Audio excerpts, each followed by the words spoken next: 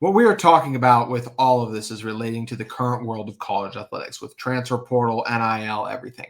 Another big part of all this is eligibility. And there's a big thing and a big push going on by Utah fans, really hoping that Dorian Singer, who you did report on your X account, he's applied for 1 year because he did just play in 5 games as a freshman. Now, you only play 4. So he is over the limit. But as you also reported, and we've heard this as well too, the NCAA has discussed a 5-year eligibility clock with no redshirt. With these court-ordered JUCO rulings, that change can happen fast, and this would apply for Singer. What do you make of the Dorian Singer situation right now? Yeah, it is crazy, right? So, I mean, look, all these rumors started just because of a Snapchat, an Instagram post from Devon Dampier, and it was just saying, "You boys." They were both sitting together, and they were doing some training, right? And so, what ended up going on with that? Dorian is appealing. Okay. Now at the time I'm sitting there thinking, I'm like, God, this is a damn long shot. I mean, he played 5 games his freshman year. You can say, oh, it's like, oh, poor pity me. Like they played me 1 more game. NCAA usually doesn't care about that, right? So with that, you mentioned the JUCO stuff, which I posted about. The JUCO stuff is absolutely insane right now. Like it is just, it's making the NCAA look stupid. It's making the courts look stupid. It's like, dude, like, I mean, let's see who's maybe some guys that Utah would have had leave early thinking that they could make the NFL, and then they just kicked around on a practice squad for 2 to 3 years. You think they might still be eligible? They might be on, with how the court's ruling on all these things, right? It's just, I mean, that's just me being over the top, but I mean, that is how stupid it's gotten, and so it was just funny because that stuff starts going down. I hear that he's applied for it, and then I remembered some conversations that I had. Okay, this was before the start of the football season even happened, and it was, basically, Alex, I'm telling you, there's talk behind the scenes with the NCAA and everything, just because of how all these different rulings are going, and how college football is shifting, college athletics period is shifting, that they're considering going to a 5-year eligibility clock with no red shirt.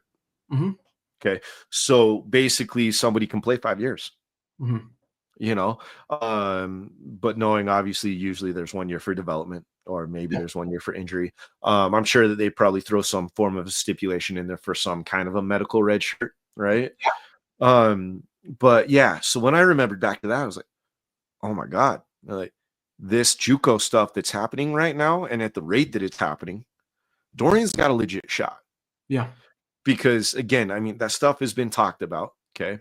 If they're going to soften things for the JUCO, then you got to start softening things for these guys too. Now, everybody might sit back and like, well, it's going to screw everybody, right? It's going to screw the high school kids. It's going to screw some JUCO kids coming up, whatever, right? People got to remember that scholarships are going from 85 to 105 if a school so chooses. So it's not going to really screw schools that much, But yeah, I mean, that's the interesting thing to pay attention to right now, is just because how all these rulings are just happening so fast, and some of them are so damn bizarre, right?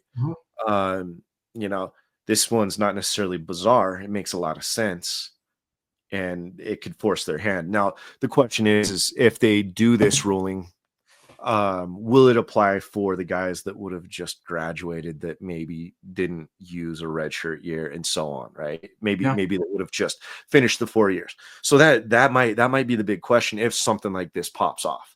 Is okay, the guys that just technically had their senior season, but they've only played 4 years. What can we do on that? And if they say no on that, then there's going to be another fight. And it seems like, honestly, again, I made that wisecrack about guys toiling around on the practice squads if they've left a year early, right, and never making it. I mean, the courts have gotten so crazy that it's almost like they're approving every and anything right now.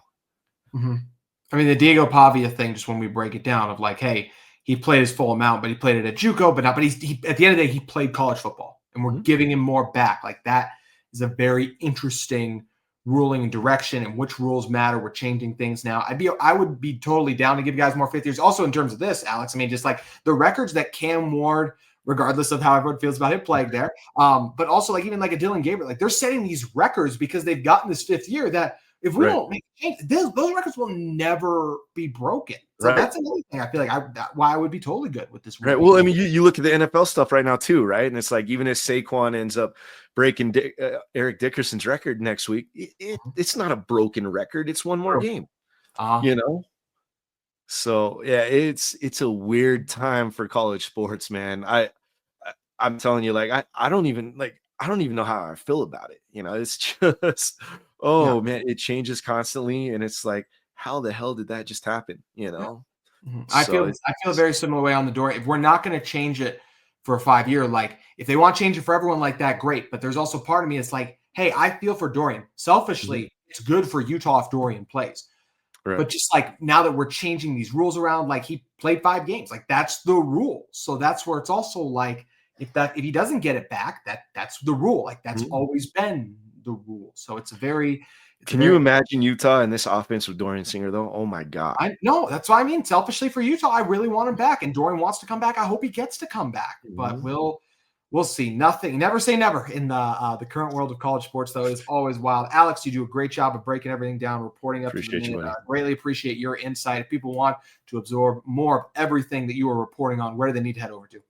Head over to utenation.com or utah.rivals.com. My Twitter handles below there, A Markham Rivals. Always love just interacting with everybody, even if you don't throw any money down and join the site, you won't get everything, right? But I'm still, I mean, JT, I mean, you've seen it, man. I'm still pretty transparent more than most on Twitter. So maybe sometimes to my detriment, but well, we always appreciate your transparency. I know the fans do as well because everyone wants to know what's going on. So I appreciate you coming on and shedding that insight here tonight. Alex, thank you again for stopping by. Buddy. Take care. That's going to do it for today's Locked On Utes. We'll be back with you tomorrow, breaking down the latest Utah transfer portal, NIL, everything Utah and college football craziness.